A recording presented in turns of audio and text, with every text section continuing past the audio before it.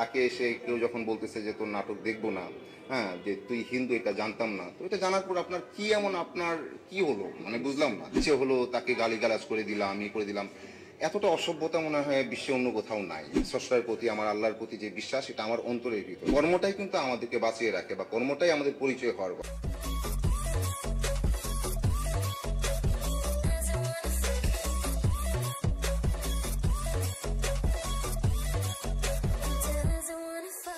Hi guys, welcome to our YouTube channel Bong views. আমি শিলাজিৎ, আমি সুদীপ্তা। আপনারা যারা এখনো পর্যন্ত আমাদের চ্যানেলটা সাবস্ক্রাইব করেননি তারা প্লিজ এক্ষুনি আমাদের চ্যানেলটা সাবস্ক্রাইব করে নেবেন আর নোটিফিকেশন বেল অল করে অন করে নেবেন পরবর্তী ভিডিওগুলোর জন্য নোটিফিকেশন পেতে। আর যারা আমাদের চ্যানেলটা সাবস্ক্রাইব করেছেন তাদেরকে অসংখ্য ধন্যবাদ। আর যারা ফেসবুক পেজে দেখছেন তারা অবশ্যই পেজটিকে ফলো করে যাবেন। আর আমাদের ভিডিও যদি ভালো লেগে থাকে অবশ্যই লাইক করবেন। তো আজকে আমরা নিয়ে চলে এসেছি কিছু আই থিঙ্ক কন্ট্রোভার্সিয়াল ভিডিও নিয়ে। মানে আমি পার্সোনালি এখনো জানি না যে কি রয়েছে ভিডিওতে। যার টাইটেলটা হচ্ছে ইয়াশ রোহান হিন্দু, তার নাটক বয়কটের ডাক। আর এটার চ্যানেল নেম হচ্ছে বাংলাদেশের খবর এন্টারটেনমেন্ট। ওকে, আর আরেকটা যেটা ভিডিও এরই সাথে আমরা দেখবো, দুটো অ্যাকচুয়ালি ভিডিও আমরা দেখবো। তো তার টাইটেল হচ্ছে এতটা অসভ্যতা বিশ্বের কোথাও নাই, খায়রুল বাসার, এবং চ্যানেল নেম হচ্ছে চ্যানেল আই এন্টারটেনমেন্ট। তো চলুন দুটো সাইমালটেনিয়াসলি আমরা দেখে নিই, দেন আমরা আমাদের রিঅ্যাকশন দিচ্ছি। আর ভিডিওগুলো যদি কপিরাইট ক্লেমের জন্য ব্লক হয়েছে তাহলে সম্পূর্ণ ভিডিওটা আপনারা আমাদের ফেসবুক বা ইনস্টাগ্রাম পেজে পেয়ে যাবেন। আর ফেসবুক বা ইনস্টাগ্রাম পেজের লিংক আপনারা আমাদের ডেসক্রিপশন বক্স আর ফার্স্ট পিন কমেন্ট থেকে পেয়ে যাবেন। তাহলে চলুন সবাই মিলে ভিডিও দেখা শুরু করি। ছোট পর্দার জনপ্রিয় অভিনেতা ইয়াশ রোহান সামাজিক যোগাযোগ মাধ্যমে দুর্গাপূজার শুভেচ্ছা জানিয়ে তীব্র সমালোচনার মুখে পড়েছেন। বিজয়া দশমীর দিনে নিজের ফেসবুক পেজে প্রতিমার সামনে তোলা একটি ছবি পোস্ট করেছিলেন তিনি। ছবিতে দেখা যায় কপালে সিঁদুরের রেখা নিয়ে তিনি দুর্গা প্রতিমার সামনে দাঁড়িয়ে আছেন। এ পোস্ট ঘিরেই নেটিজেনদের একাংশ খুব উগরে দেন। ইতিমধ্যেই 12,500 কমেন্ট পড়েছে ও 63,000-এর বেশি রিয়াকশন পড়েছে পোস্টটিতে। মন্তব্যের বেশিরভাগই ছিল নেতিবাচক। অনেকেই লিখেছেন, এতদিন ভেবেছিলেন ইয়াশ রোহান মুসলিম, তাই তার নাটক দেখতেন। কেউ কেউ সরাসরি ঘোষণা করছেন আর কখনো তার নাটক দেখবেন না। আবু হানিফ নামের একজন লিখেছেন, ভাই আপনার নাটক অনেকে দেখেছি, আজ থেকে দেখা হবে কিনা জানি না, কারণ ভাবছিলাম মুসলিম, আর নাটকগুলো ভালোই লাগতো। ইয়াশ এই মন্তব্যের উত্তরে বলেছেন, দেখেন যেটা ভালো মনে করেন। আবার কঞ্জতিকা আফরিন নামে এক তরুণী লিখেছেন, ইয়ে ডান্ডি আগে জানতাম না তো। তার জবাবে অভিনেতা কেবল একটি থ্যাংক ইউ লিখে প্রতিক্রিয়া জানান। তবে সব সমালোচনার ভিড়ে অনেকে ইয়াশ রোহানের পাশে দাঁড়িয়েছেন। চিত্রনাট্যকার নাসির খান লিখেছেন, মূর্খ এই বস্তিবাসীদের যদি ফেসবুক ব্যবহারে নিষেধাজ্ঞা থাকতো একটু শান্তিতে থাকতে পারতাম।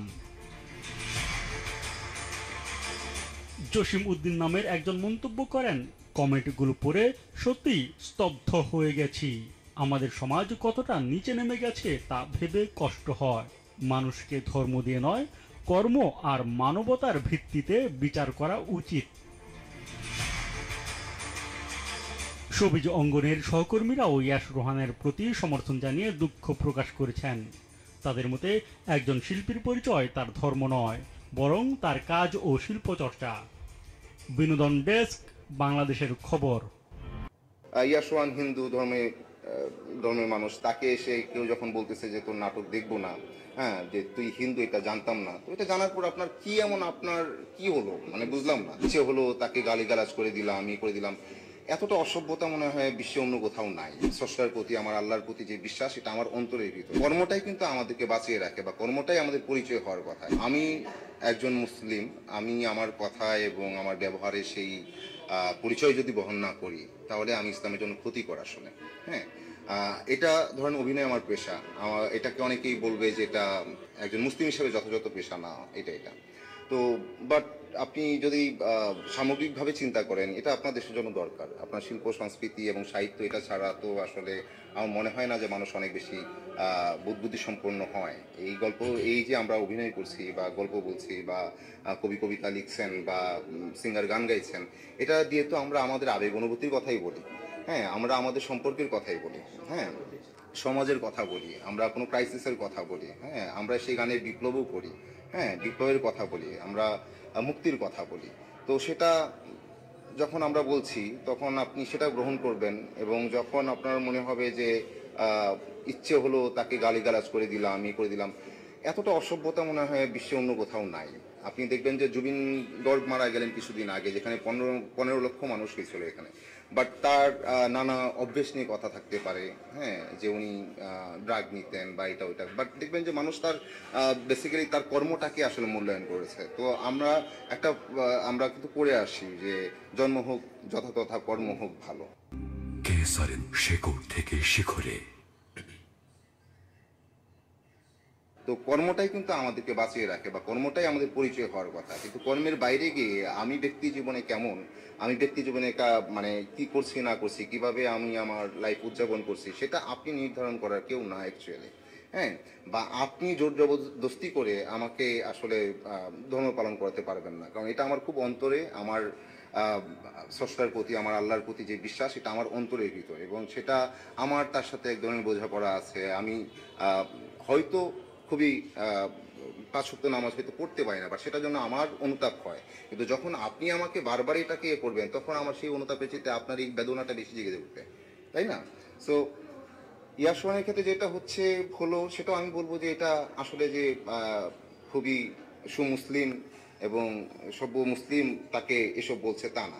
তারা দেখবেন যে একজন ফিমেল কাস্টের বা ফিমেল আর্টিস্ট আমাদের যারা আছে, সেখানে গিয়ে বাজে মন্তব্য করে, আমার এখানে এসে একটা বাজে মন্তব্য করতে পারে, বাট আমি লাকি, আমার মনে হয় যে আমাকে খুব একটা কেউ বাজে মন্তব্য করে না। এই যে আজকের পরে আরো করতে পারে, এটা হওয়ার পর করুক, এটা এখন কি করব? আপনি আমাকে ভালোবাসতে পারেন, এখন আমি যদি সলিড কথা বলি আপনি আমাকে ঘৃণাও করতে পারেন, এটা একদমই আপনার বৈশিষ্ট্য অনুযায়ী আপনি করবেন। হ্যাঁ, এখানে কিছুই করে না। আমি চাই না যে কেউ কাউকে জোর করে আমাকে ভালোবাসতে। হ্যাঁ, যে জোর করে আমি বলবো আমাকে ভালোবাসো। হ্যাঁ, এবং আমি চাই না যে জোর করে কাউকে বলতে যে আমাকে ঘৃণা করো। এটা যে যেভাবে আমাকে নিবে সেভাবেই। বাট আমি মানুষটা আমার মতোই, আমি কারো ঘাড়ের উপর গিয়ে চাইপা বসি নাই, আমি কাউকে গিয়ে মানে বাজে কথা বলছি না, আমি কাউকে লিখছি না, এবং আর্টিস্টরা কখনোই এটা করে না। বাট এই আর্টিস্ট দেখবেন যে কোনোদিন ভাই সুদ খায় না, ঘুষ খায় না, সলিড পরিশ্রম করেই কাজ করতেছে। ওরা কারোর সাথে মিথ্যা প্রতারণা এবং কারো কাছ থেকে গিয়ে আপনার মানে করতে হবে, সুবিধা নিতে হবে, এই কাজগুলো আর্টিস্টদের মধ্যে আসলে নাই, বা এই শিল্প সংস্কৃতির সাথে যারাই আছে তাদের মধ্যে এগুলো নাই। হ্যাঁ, আমাদের মধ্যে একটা সম্পর্ক আছে, আমরা যারা এই সেক্টরে কাজ করি, আমাদের একটা যোগাযোগ থাকে, কথা বলতে পারি, বলতে পারি, আমার একটা ক্রাইসিস কথা তাকে বলতে পারি, সেটা ভিন্ন কথা। সেম প্রফেশনের মানুষের সেটা মানে থাকবে, এক ধরনের যোগাযোগ থাকবে, এটা অন্য কথা। তো এই আর্টিস্টের মধ্যে সব 2 নাম্বারিটা নাই বা নাই। তো এই মানুষগুলোকে যখন আপনারা গালি দেন, এটা তখন বুঝতে হয় যে আসলে কোন বোধ সম্পন্ন মানুষটা গালি দেয়। সো যখন এসে ইয়াসওয়ান হিন্দু ধর্মের মানুষ, তাকে এসে কেউ যখন বলতেছে যে তোর নাটক দেখবো না, হ্যাঁ, যে তুই হিন্দু, এটা জানতাম না, তো এটা জানার পর আপনার কি এমন, আপনার কি হলো, মানে বুঝলাম না। সে হিন্দু তো হিন্দু, তো কি আপনি তাকে চিনেন কিভাবে? তার কাজ দিয়ে, তাকে কাজ দিয়ে। এমন তো না যে তার সাথে মানে আপনার বিশেষ ধর্মের ভিত্তিতে বিশেষ সফলতা আছে বা থাকবে, এরকমও তো কিছু না। সো জানি না কেন মানুষ এরকম করে। তো যারা করে তাদেরকে মনে হয় না যে এই কথা বলে বা বুঝে হবে, কারণ তারা সেই কথা বলা, বোঝা বা জ্ঞানের আশেপাশে তারা আসলে আসে না, বা সেটা থেকে কিছু গ্রহণ করে না তারা। সো আমাদের তাদের প্রতি যদি আমরা এটা বলি, সেটাও এক ধরনের আমার মনে হয় যে এটা কেউ তারা নেগেটিভ ভাবেই নিবে, আরো কিছু গালি টালি দিতে পারে। মানে আমি এক্সাক্ট কি ঘটেছে জানতাম না, বাট আমি যখন এটা ঘটেছে, আই থিঙ্ক দুর্গাপুজোর ওই শুভ বিজয় মানে বিজয়া দশমীর পরপরই আই থিঙ্ক ঘটেছে, আমি তাসলিমা নাসরিনের একটি পোস্ট দেখেছিলাম যে তিনি চঞ্চল চৌধুরীর টপিক এনে পোস্টটা করেছিলেন। কারণ আমরা জানি, মনে আছে চঞ্চল চৌধুরী বোধহয় আই থিঙ্ক বাবা বা কেউ যখন মারা গেছিলেন তখন তিনি একটা ফটো শেয়ার করেছিলেন, তো সেখানে তার মায়ের সিঁদুর পরা ছিল। তো সেটা দেখে অনেকে জানতে পেরেছেন যে তিনি অ্যাকচুয়ালি হিন্দু। তো তো তখন তাকেও এরকম অনেক নেগেটিভ কমেন্টের সম্মুখীন হতে হয়েছিল। তো আবারও সেই একই ঘটনার রিপিটেশন, এই মূলকই আর কি পোস্ট আসলো। তো তখন আমি বুঝেছিলাম আচ্ছা কিছু ঘটেছে, বাট কি ঘটেছে আমি এই রিলেটেড আমি একটা ভিডিও আমাদের ফেসবুক গ্রুপে শেয়ার করেছিলাম। আচ্ছা না আমি ওটা দেখিনি। হ্যাঁ তো এটা একটা ব্যাপার। তবে আমাকে যদি বলেন পার্সোনালি, আমি ভিডিওটা দেখে বা এই নিউজ দেখে খুব একটা শক হইনি, কারণ কোথাও গিয়ে একটা মানে বাংলাদেশের পার্টিকুলার কিছু মানুষের এই যে একটা আদিম প্রবণতা এবং এটা যে কতটা প্রকট, এটা সম্বন্ধে আমরা যথেষ্ট ওয়াকিবহল।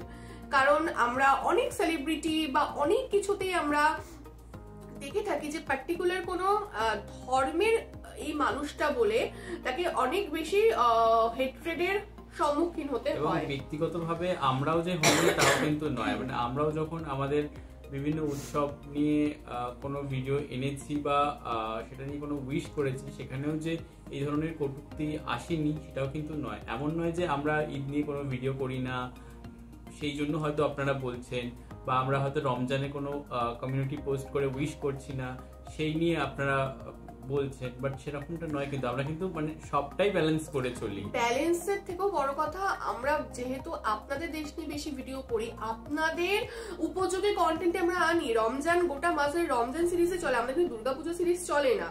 ইভেন মানে আমরা যখন দেখতাম যে দুর্গাপুজো আমরা উইশ করতাম বা কোনো রকম আমাদের হিন্দু কোনো কিছু উইশ করেছি, আপনাদের মূর্তিরা কি কথা বলতে জানে, আপনারা এই করতে পারে ওই করতে পারে, তো এখন আমরা ওই উইশটুকুও করা বন্ধ করে দিয়েছি। এটা কিন্তু আপনাদের কিছু মানুষের এই সমস্ত কুসংস্কারাচ্ছন্ন এবং সংকীর্ণ মন মানসিকতার যাতে আর আমরা ফেস করতে না হয়। তো মানে কোথাও গিয়ে এটাকে পালানো বলে না, এটাকে বোধহয় বলা হয় নিজের সম্মান নিজের কাছে, এবং যে জায়গাতে আমার মনে হয় আমার রুচিতে বাজছে যেখানে আমার সম্মানহানি ঘটতে পারে সেখান থেকে নিজেকে বিরত রাখা। হ্যাঁ, মানে আমার মনে হয় যে আমরা পার্সন টু পার্সন সবাইকে ক্ল্যারিফাই করতে পারি না, এবং কোথাও আমার মনে হয় একটা মানুষের শুভ চেতনা তখনই জাগানো যায় যখন তার মধ্যে চেতনা নামক বস্তুটি থাকে।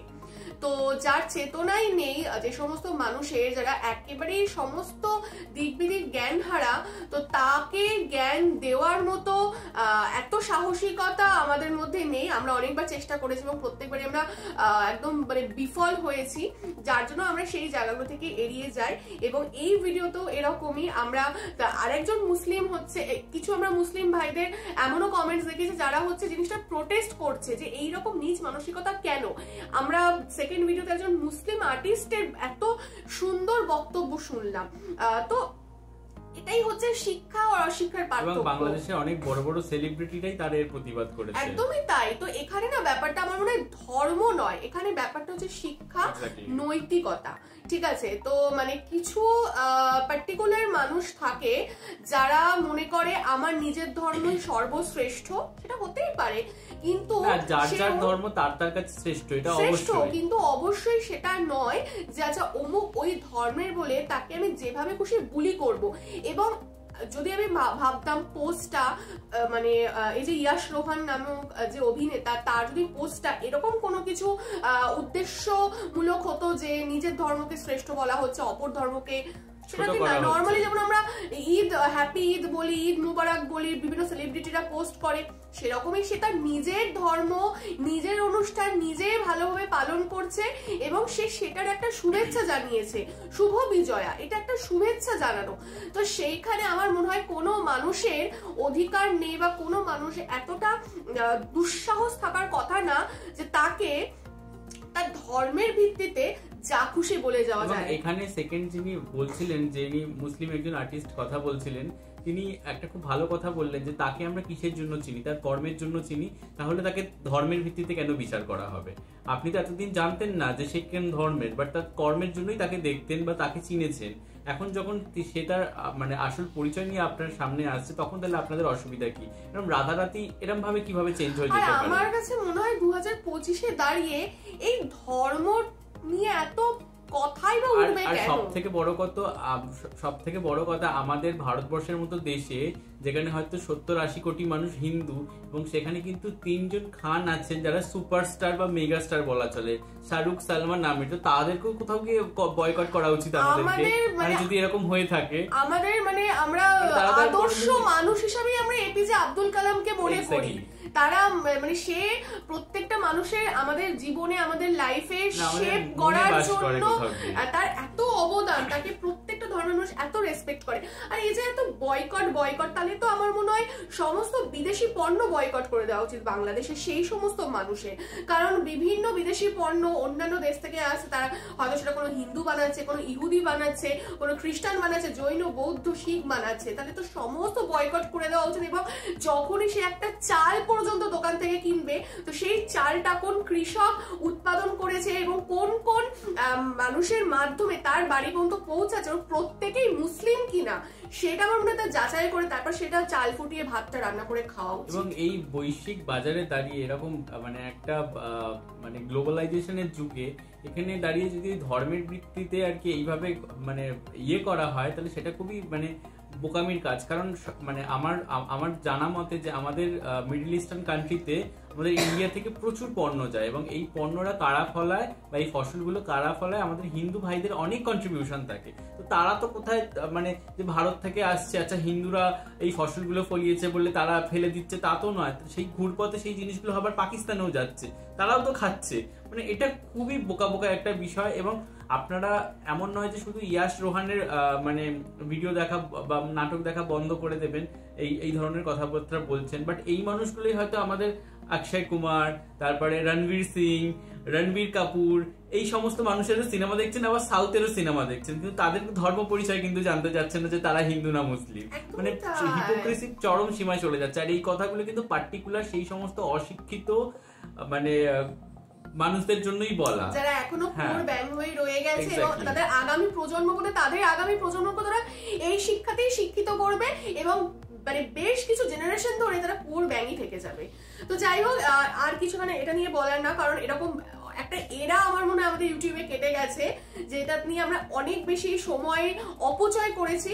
এবং সত্যি কথা বলতে আমাদের প্রত্যেকের জীবনের সময়ের অনেক দাম আছে, আমাদের দুজনেরও রয়েছে। তো আমরা আর এই টপিকে ফালতু ভাবে টাইম ওয়েস্ট করতে চাইছি না। এবং আমার মনে হয় যারা বোঝার না তারা কোনোভাবেই বুঝবে না, তারা আমাদেরকেও এসে গালি দেবে এবং ওয়েলকাম। তো আমরা তাদেরকে কিছু বোঝাতেও চাই না।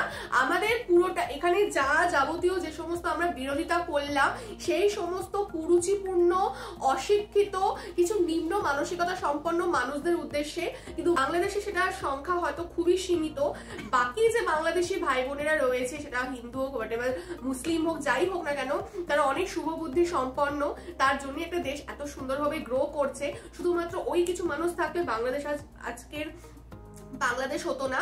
তো এটাই হচ্ছে ব্যাপার। তো যারা আপনারা আমাদের দর্শক রয়েছেন, যারা শুভ বুদ্ধি সম্পন্ন, সত্যিকারের প্রকৃত শিক্ষায় শিক্ষিত, তো তাদের জন্য এটাই আমাদের কর্তব্য, মানে আমাদের বক্তব্য যে মানে এইভাবে গায়ে মাখবেন না, আর আপনারা এভাবেই এগিয়ে যাবেন। এবং এই সমস্ত যারা অশিক্ষিত রয়েছে তাদেরকে মানে তাদের থেকে বিরত থাকবেন। এক্স্যাক্টলি, মানে সাপোর্ট এগেইনস্ট কোনো ব্যাপারই না, আমার মনে হয় সোজা অ্যাভয়েড করে যাওয়া উচিত।